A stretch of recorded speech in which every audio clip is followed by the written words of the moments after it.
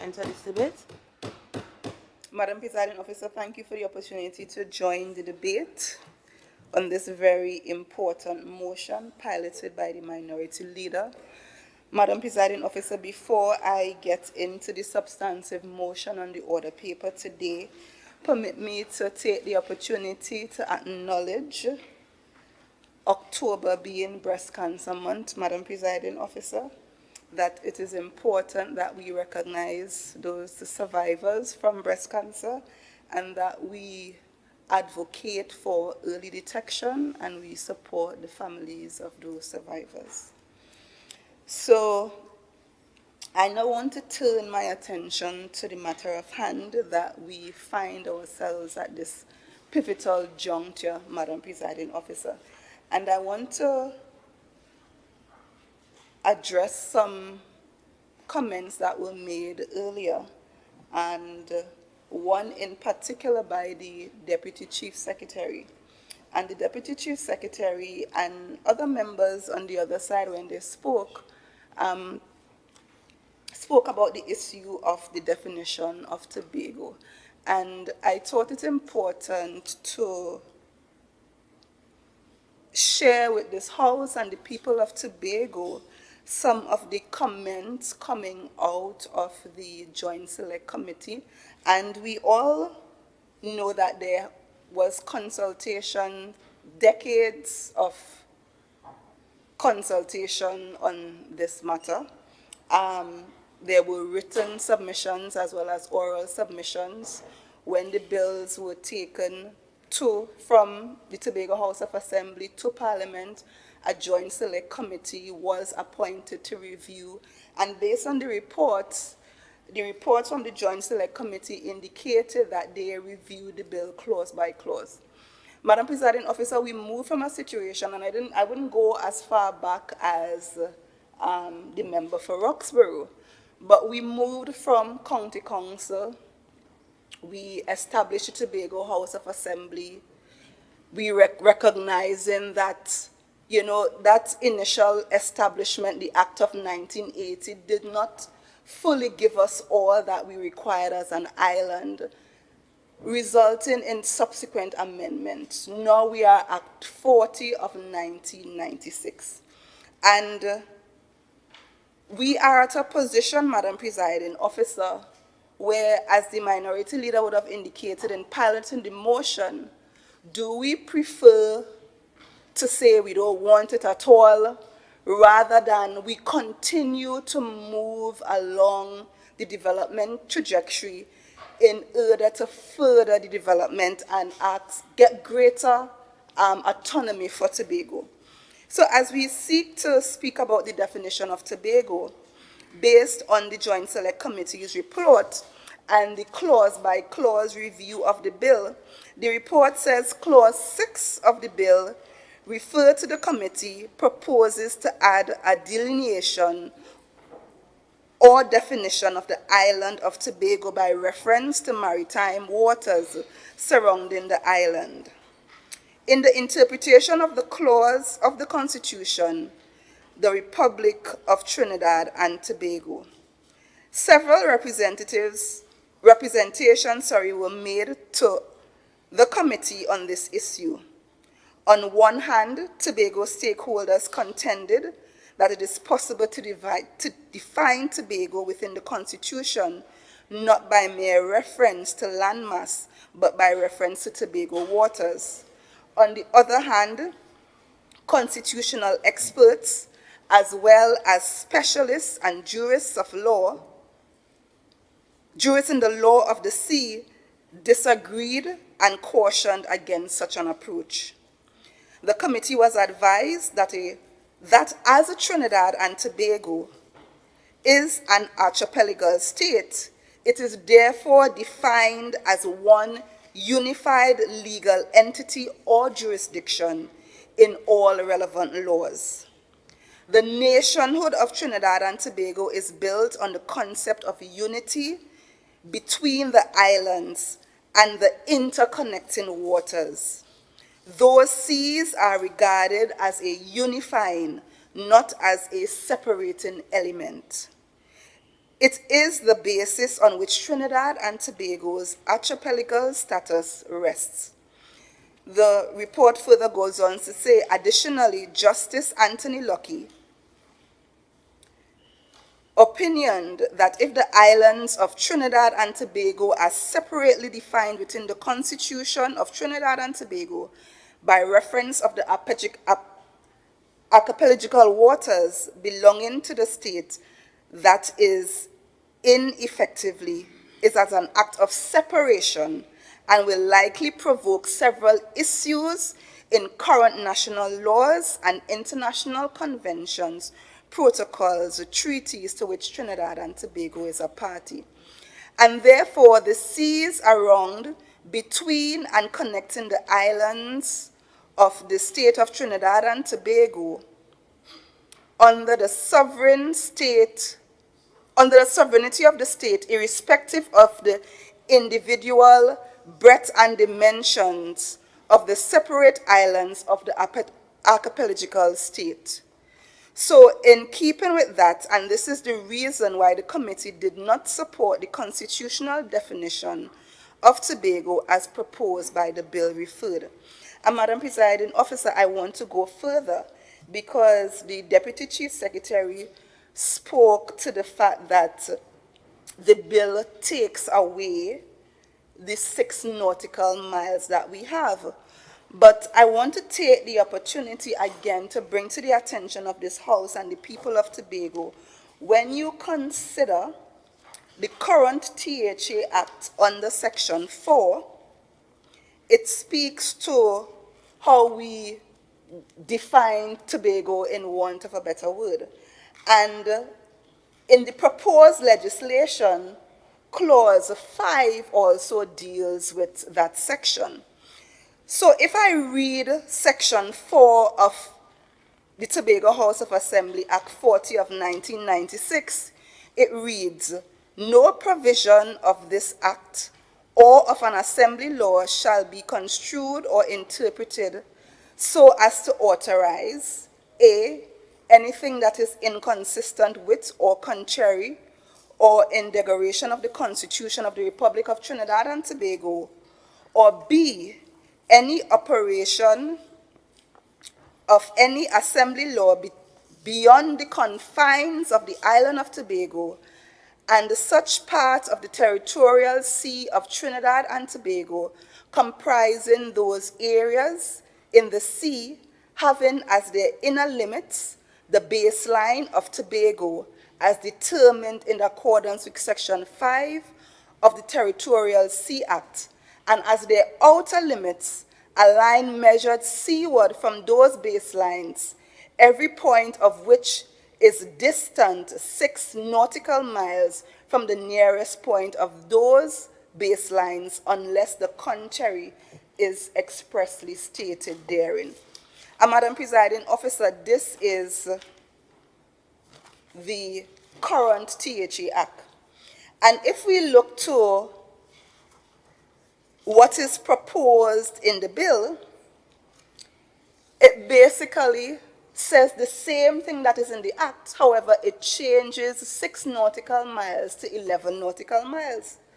So the Island Government Bill says, and this is Section 2, the exclusive administrative jurisdiction conferred on the Tobago Executive Council by subsection 1 in relation to the list of matters set out in Schedule 1 shall extend to such part of the territorial sea of Trinidad and Tobago comprising those areas of the sea having as their inner limits the low water mark of Tobago, and as their outer limits a line measured seaward from the low water mark, every point of which is at a distance of 11 nautical miles from the nearest point of that of the low water mark. So, Madam Presiding Officer, it is misleading to say that the current bill's propose is taking away the current jurisdiction of Tobago. Based on the existing legislation, The existing legislation is 6 nautical miles. The same definition applies under this current legislation, and it says 11 nautical miles. I want to move on, Madam Presiding Officer, and I want to deal with some specific elements of the clause of the bills that are proposed that does not currently exist in our current Act 40 of 1996. There's a constant discussion, and I want to go to section 41 of the proposed bills, or clause 41. There are discussions every year when it comes to the presentation of the estimates in the Assembly in June of every year. Persons ask the question, why do we have to come and lay estimates in June, and then we don't know what we have, and then we have to come back and do the reprioritization? What the current legislation proposes is that the Secretary of Finance lays the estimates of revenue and expenditure after receiving the allocation from the Parliament. So instead of coming in June and laying the estimates, which must be transmitted to the Cabinet and the Minister, the estimates, and then come back after the budget is read sometime in September or October to do a reprioritization in the House in November. What the bill requires is that those estimates are laid subsequent to receiving or subsequent to being allocated the parliamentary allocation. Another area in the proposed legislation that currently does not exist in Act 40 of 1996 is for a more transparent management and prudent fiscal planning with the establishment of key committees. So clause 18 of the proposed legislation establishes select committees. And based on this clause, the Tobago House of Assembly is mandated to establish select committees, including 4 specific ones, to review the Executive Council, authorities created by Tobago Acts, and any enterprise controlled by the Tobago Island government. These committees are empowered to appoint subcommittees, conduct public hearings, and appoint special advisors. And Madam Presiding Officer, clause 19 speaks to the establishment of another committee that currently does not exist, which is the Public Accounts Committee. And this committee is to review the financial accounts of Tobago, including expenditure from appropriated funds, the Auditor General's report, the audited accounts of enterprises controlled under the Tobago Island government, and it ensures public spending is transparent and well managed. And another committee that is also established under clause 20 of the proposed Island Government Bill is the Public Administration and Appropriations Committee, which reviews the budgetary expenditure of the Tobago Island government agencies. It ensures that the expenditure comply with Assembly approvals and identify administrative inefficiencies. And Madam Presiding Officer, this greater oversight by the House will be provided by the proposed legislation. Another area that I want to turn to is clause 30 of the Island Government Bill. And we would have had extensive discussion in the House today about the minimum allocation. So clause 30 of the Island Government Bill proposes a minimum allocation of 6.8%. And the clause reads, Parliament shall appoint for the use of the Tobago House of Assembly for any financial year no less than 6.8% of the total sum appropriated by Parliament in that financial year, or other such percentages as may be determined by the Fiscal Review Committee under Section 43 and approved by the Parliament. And this last part, as it says, to what is the recommendation of the Fiscal Review Committee, Madam Presiding Officer, I will come to that. So if we look at the provisions of a minimum of 6.8% of the budget, I want to take this opportunity, Madam Presiding Officer, to point out to this House and the people of Tobago what we have forfeited by refusing to pass this legislation in Parliament. So, for the fiscal year 2021-2022, the national budget was 52.429 billion. The allocation to the Tobago House of Assembly was 2.35 billion, 4.5% of the national budget. And if the bills were enacted at that time, with a 6.8% minimum allocation, the Tobago House of Assembly would have received at the end of the financial, or for the financial year 2022, 3.57 billion. A difference between the allocation and what is proposed of 1.208 billion. If we go to the financial year ended 2023, the national budget was 57.685 billion.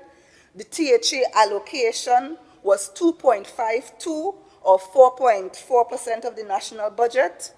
6.8% would have been 3.9 billion. The difference being 1.402 billion.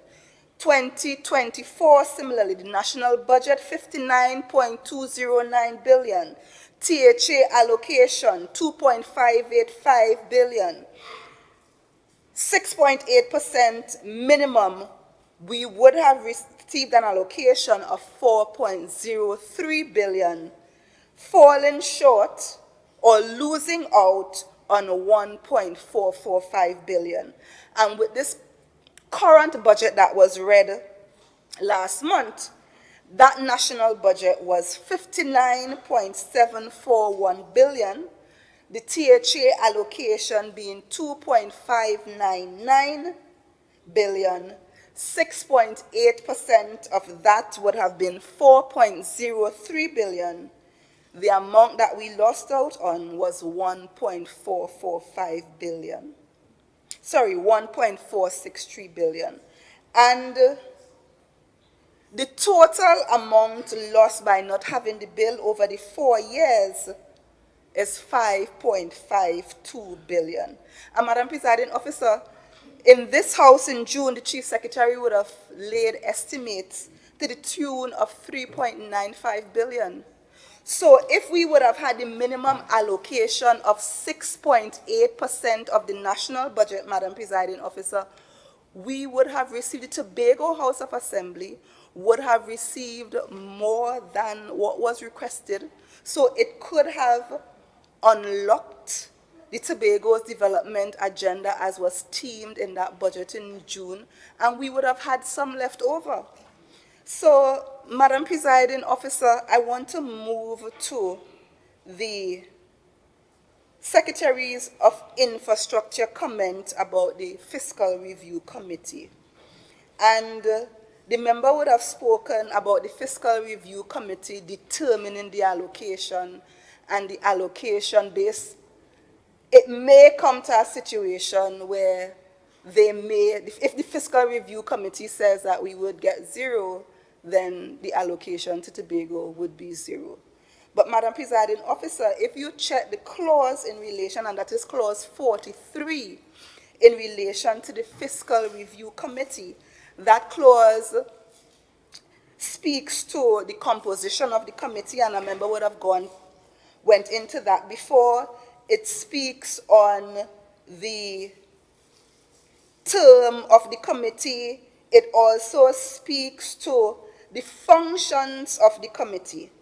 And some of the functions of the responsibilities of the committee shall be to A, determine and recommend to Parliament the sums required to be appropriated to Tobago in each fiscal year, in each financial year, establish a mechanism for revenue sharing between the Tobago Island government and the government of Trinidad and Tobago.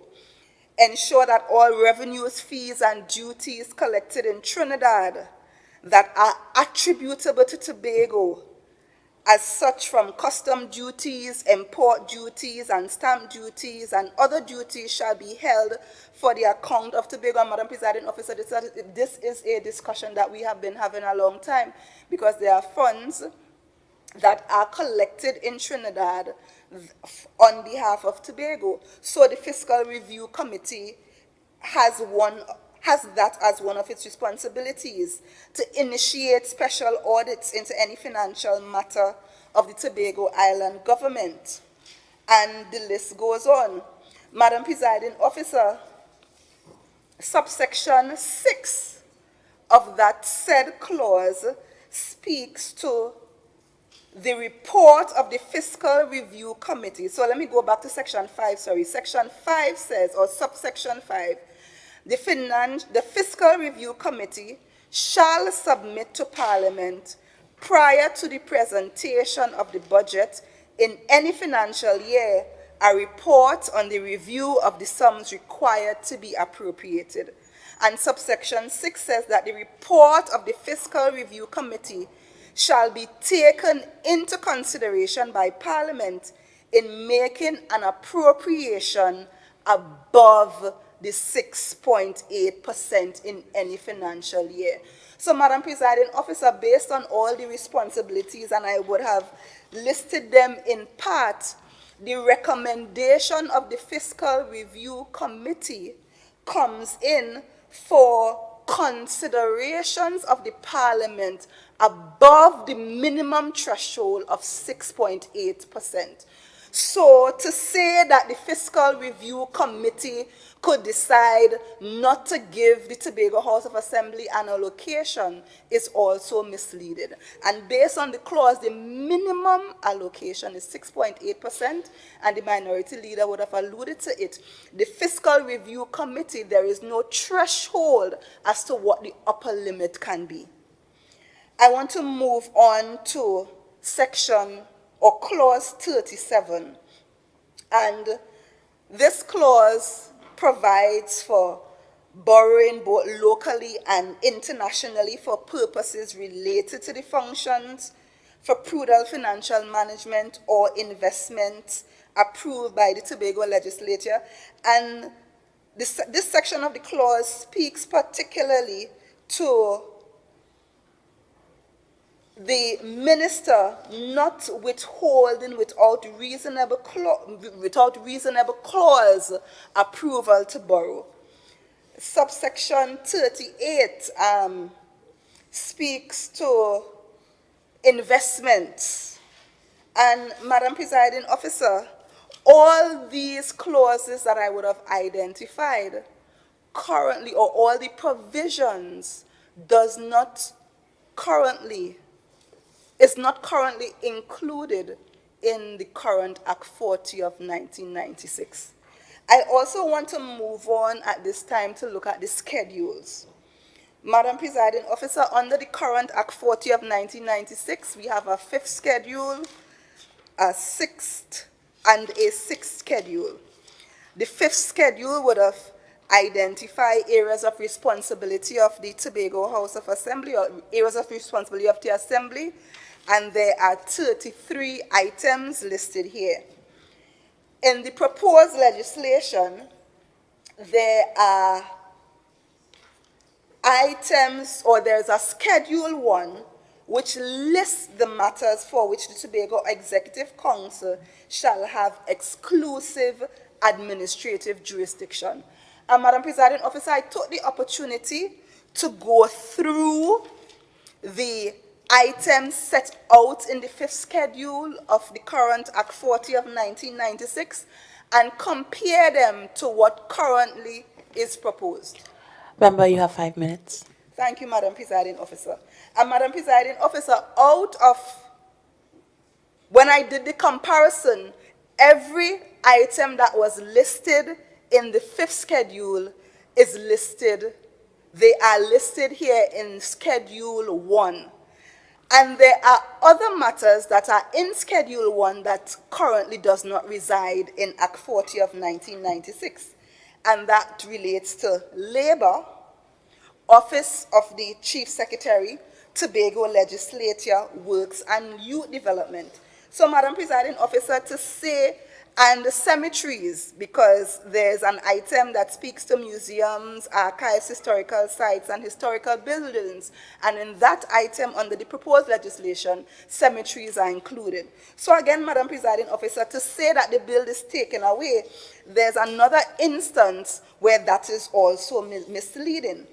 And the bill proposes lawmaking powers. So if we look at the benefits and we compare what currently exists to what is being proposed, we have a minimum allocation under the proposed bill of 6.8. Currently, we have a minimum of 4.03. We have the powers under the proposed legislation to borrow and to invest. There are no current provisions under this legislation to borrow and invest. Lawmaking powers, Madam Presiding Officer, that currently does not exist. Representation on the Public Service and the Teaching Service Commission, an expanded assembly, 25 members, 15 assemblymen, and 10 councillors divided into 5 for the majority, 3 for the minority, and 2 independent, compared to now 19 members, 15 assemblymen, 4 councillors on the majority, and 1 on the minority. The auditors can be upgraded to the level of Deputy Permanent Secretary. That currently is not provided under the current legislation, and as well as the provisions to make more than 1 administrator to be assigned a division. So, Madam Presiding Officer, the bills will provide for increased financial autonomy, borrowing power, and budgetary control for Tobago.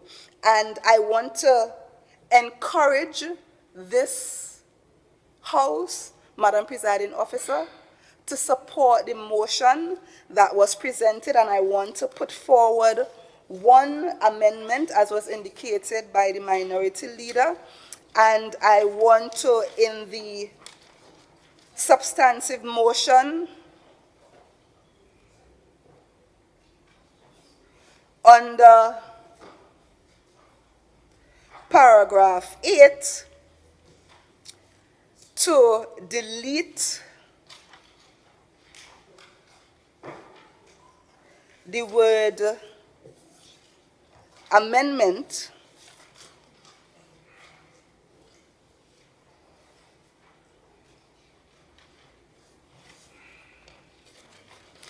and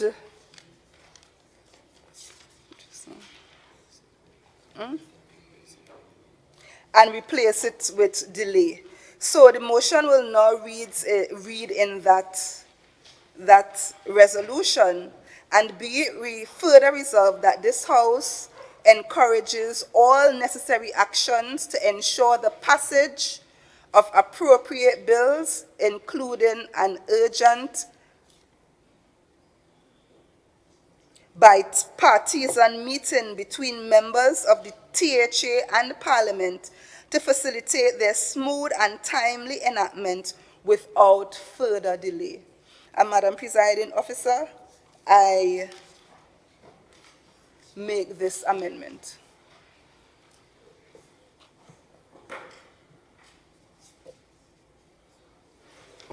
Do I have a seconder? Seconded, Madam Presiding Officer. Honorable members, the amendment to the motion has been seconded by Assemblyman Morris.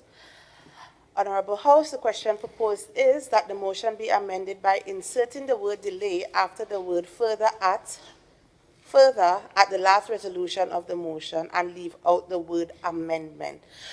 Let me remind you all that you all could debate on the substantive motion with the amendment or the amendments that were proposed by the executive.